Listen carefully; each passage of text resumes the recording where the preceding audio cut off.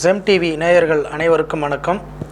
நேயர்களே, நாம் சங்க இலக்கியத்தில் 8 தொகையில் புறநானூற்று பாடல்களை பார்த்தோம் சென்ற வகுப்பில். அந்த வகையில் இன்றைக்கி நம்ம புறநானூற்றில் வீரத்தை பற்றின ஒரு 2 பாடல்களை இங்கே பார்க்க போகிறோம்.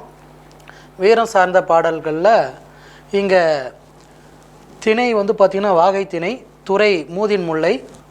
இந்த பாடலை பாடியவங்க பார்த்திங்கன்னா பொன்முடியார் அப்படின்ற ஒரு பெண்பார் புலவர். இந்த 2 பாடலுமே பார்த்திங்கன்னா சங்க இலக்கியத்தில் பெண்பார் புலவர்கள் பாடிய ஒரு வீரத்தை பற்றின ஒரு பாடல். அதனால் பெண்களும் சங்க காலத்திலேயே புலமை சான்றவர்களாக, கல்வி அறிவில் சிறந்தவர்களாக இருந்திருக்காங்க. வீரம் என்று வரும்பொழுதும் அவர்கள் வீரத்தில் எப்படி இருந்தார்கள் என்பதற்கு சான்றாகத்தான் இன்றைக்கி நாம் இந்த 2 பாடல்களும் எடுத்துக்கிறோம். சங்க இலக்கியத்தில் மட்டும் பார்த்திங்கன்னா 23 பெண் புலவர்கள் இருந்ததாக சொல்கிறாங்க. ஒட்டுமொத்தமாக பார்த்திங்கன்னா 473 பேர் பாடியதில் 23 பேர் பார்த்திங்கன்னா பெண்கள் என்ன பண்ணியிருக்காங்க, புலவர்களாக இருந்திருக்காங்க, பாடல் ஏற்றிருக்கிறாங்க. அதில் 2 பெண் புலவர்கள் எழுதின பாடல் நம்ம பார்க்க போகிறோம். முதலாவதாக பார்த்திங்கன்னா இந்த முதல் பாடல், ஈன்று புறம் தருதல் என் தலை கடனே என்ற பாடலை பாடியவர் பார்த்திங்கன்னா பொன்முடியார் அப்படின்ற ஒரு பெண் புலவர். அவங்க சொல்கிறாங்க, என்ன சொல்கிறாங்கன்னா, அதாவது பொதுவாக வீரம் அப்படின்னு வந்துச்சுன்னா வீட்டுக்கு என்ன பண்ணணும், கண்டிப்பாக அந்த காலத்தில் போர் வருதுன்னா போருக்காக வேண்டிய என்ன பண்ணுவாங்களான்னா ஒரு ஆண் மகனை பெற்றெடுத்து அதை என்ன பண்ணுவாங்களாம், அது நாட்டுக்கு அர்ப்பணிப்பாங்களாம். அப்படி அர்ப்பணிக்கும் பொழுது ஒரு பெண், குடும்பத்தில் இருக்கக்கூடிய ஒரு பெண் ஒரு பாடலை சொல்லுவதாக சொல்கிறாங்க. அந்த பெண் என்னவா சொல்கிறா அப்படின்றது தான் இந்த பாடல். பாருங்கள். ஈன்று புறம் தருதல் என் தலை கடனே, சான்றோன் ஆக்குதல் தந்தையின் கடனே, வேல் வடித்து கொடுத்தல் கொல்லர்க்கு கடனே, நன்னடை நல்கள் வேந்தற்கு கடனே, ஒளிருவாள் அருஞ்சமம் உருக்கி களிறு எரிந்து பெய்தல் காளைக்கு கடனே அப்படின்னு பொன்முடியார் சொல்கிறாங்க. இப்போ பாருங்கள், ஈன்று புறம் தருதல் என் தலை கடனே.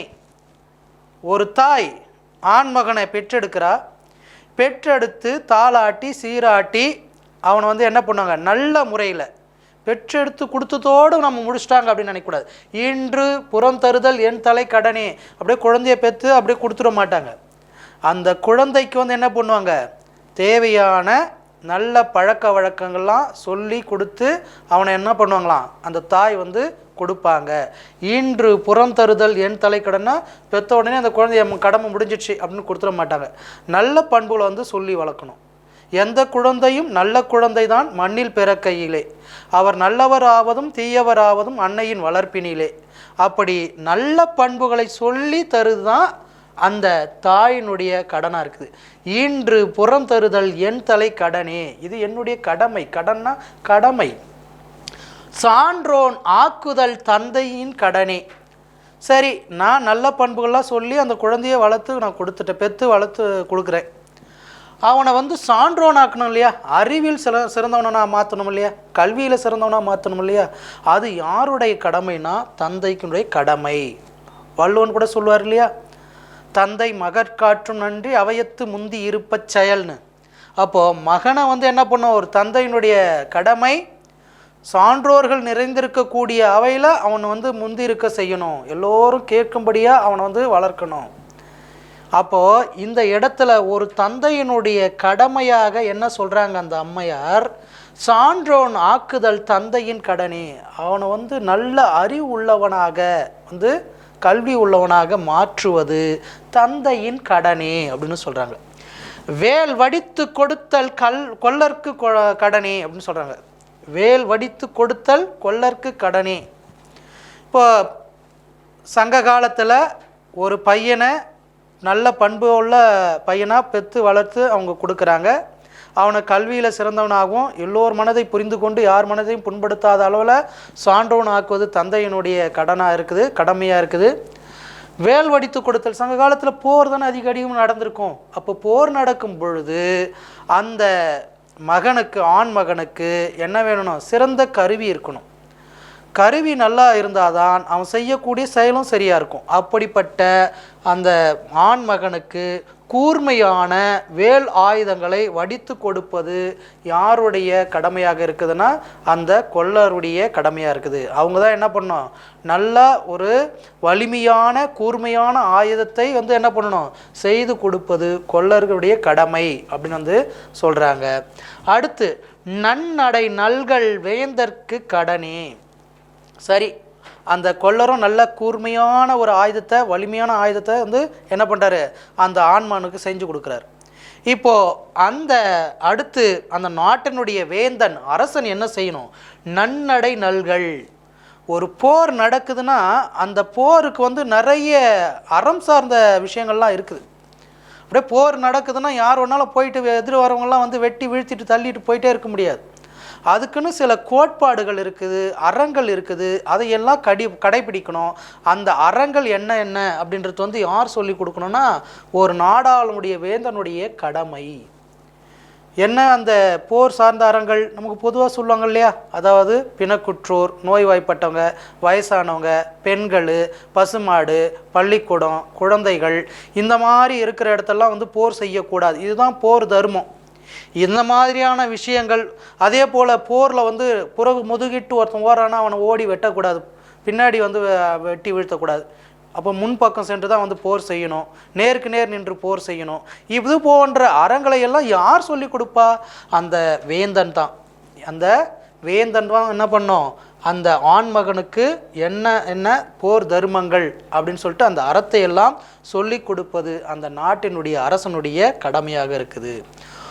ஒளிருவாள் அருஞ்சமம் முறுக்கி களிறு எறிந்து பெயர்தல் காளைக்கு கடனே.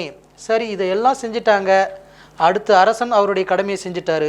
ஒளிருவாள் முறுக்கி, இப்போ கொடுக்கப்பட்ட அந்த வாள் வச்சுக்கிட்டு என்ன பண்ணோம், கூர்மையான அந்த வாளை வச்சுக்கிட்டு என்ன பண்ணோம், போரில் போயிட்டு போர் தர்மத்துக்கே உரியான முறையில் எதிர்த்து வரக்கூடிய களிர்களையும் போர் வீரர்களையும் என்ன பண்ணோம், அவன் வெட்டி வீழ்த்தி முன்னேறணும். நேர்மையான முறையில் அவன் முன்னேறணும். யார், அந்த ஆண்மகன்.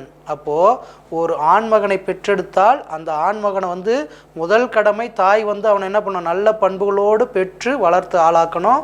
தந்தை அவனை அறிவியலையும் கல்வியிலையும் சிறந்து ஆளாக்கணும்.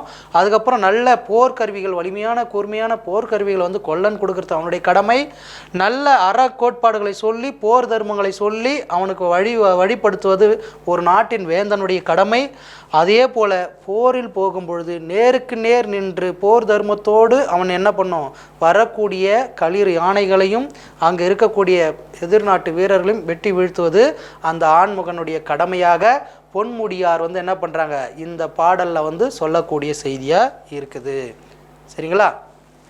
அடுத்த பாடல் புறநானூற்றினுடைய 86வது பாடல். இப்போ பார்த்திங்கன்னா பழங்காலத்தில் பெண்கள் என்ன பண்ணுவாங்கன்னு கேட்டிங்கன்னா, தன்னுடைய பிள்ளைகளை வீட்டுக்கு ஒரு பிள்ளை, ஒரு ஆண்மகனை கண்டிப்பாக நாட்டுக்கு கொடுப்பாங்களாம். ஏன் அப்படின்னு கேட்டிங்கன்னா, நாடு ஏதாச்சும் ஒரு போர்னு வரும்பொழுது அந்த இடத்துல வீட்டில் கண்டிப்பாக நம்ம குடும்பம் சார்ந்து ஒரு ஆண்மகன் கண்டிப்பாக போர் புரியணும் அப்படின்றதுனால வேண்டி என்ன பண்ணுவாங்கன்னா, ஒரே ஒரு பிள்ளை தான் அவங்களுக்கு இருக்குது, ஆண்மகன் ஒரே ஒரு ஆண் பிள்ளை தான் அவங்களுக்கு இருக்குது, வேறு பிள்ளையே இல்லை, நான் ஒரு பிள்ளையை எப்படி போருக்கு அனுப்புவேன் அப்படின்லாம் யோசிக்கவே மாட்டாங்க. ஏன்னா நாட்டுக்காக வேண்டி என்ன பண்ணியிருக்காங்க, பழங்காலத்தில் இருந்த மரக்குல பெண்களே என்ன பண்ணியிருக்காங்க, வீரம் மிக்கவர்களாக தான் இருந்திருக்காங்க. அப்படி வீரம் மிக்கவர்களாக இருக்கக்கூடிய பெண்கள் சின்ன குழந்தையாக இருந்தாலும் கூட என்ன பண்ணுவாங்க, கண்டிப்பாக போருக்கு அனுப்பி வைப்பாங்க. அப்படி அனுப்பும் பொழுது அங்கே நடக்கக்கூடிய செய்தியை காவற்பெண்டு அப்படின்ற ஒரு பெண்பார் புலவர் தன்னுடைய பாடல் மூலமா சொல்கிறாங்க. இந்த காவற்பெண்டுன்றவங்க சங்க இலக்கியத்தில் ஒரே ஒரு பாடல் தான் பாடியிருக்காங்களாம். அதுலேயும் பார்த்திங்கன்னா இவங்க இந்த காவற்பெண்டு ஒரு சோழனுடைய செவிலித்தாய் அப்படின்னு சொல்கிறாங்க. அந்த வகையில் இந்த காவற்பெண்டு ஒரு பாடல் பாடியிருக்காங்க. இது துறை பார்த்திங்கன்னா ஏரான் முல்லை அப்படின்ற ஒரு துறையை சொல்கிறாங்க. ஏரான் முல்லைன்றது என்ன சொல்கிறாங்கன்னு கேட்டிங்கன்னா, பெண்கள் வீரத்தோடு இருக்கக்கூடிய அந்த தன்மையை பற்றி, மரப்பண்போடு இருப்பாங்க அப்படின்றத பற்றி சொல்கிறது தான் இந்த ஏரான் முல்லை. அதில் பார்த்திங்கன்னா இந்த பாடல் இந்த காவற்பெண்டு சொல்லக்கூடிய பாடல் இதுதான். சிற்றில் நற்றுண் பற்றி நின் மகன் யாண்டுளனோ என வினவுவதி, என் மகன் புலி சேர்ந்து போகிய கல் அலை போல ஈன்ற வயிறு இதுவே, தோன்றுவன் மாதோ போர்க்களத்தானே அப்படின்னு வந்து என்ன சொல்கிறாங்க, அந்த அம்மா சொல்கிறாங்க. என்ன சொல்கிறாங்கன்னா, நமக்கு பொதுவாக வந்து பார்த்திங்கன்னா ஒரு நாட்டில் வந்து போர் நடக்குதுன்னா, போர் நடக்கும்போது முரசு கொட்டுவாங்க. முரசு கொட்டும்போது என்ன பண்ணுவாங்க, நாட்டை காக்க வீட்டுக்கு ஒரு ஆண்மகன் புறப்படுக அப்படின்னு வந்து என்ன பண்ணுவாங்க, ஒரு முரசு கொட்டுவாங்க. அரசனும் வந்து என்ன பண்ணுவான்னா, முறையாக வந்து செய்தி அறிவித்து அவங்களுடைய ஆட்கள் மூலமாக ஒவ்வொரு வீட்லேயும் போயிட்டு என்ன பண்ணுவாங்க, போர் வீரர்களுக்காக வேண்டி ஒவ்வொரு ஆண்மகனும் வீட்டிலேருந்து வாங்க அப்படின்னு சொல்லி அனுப்பி வைப்பாங்க.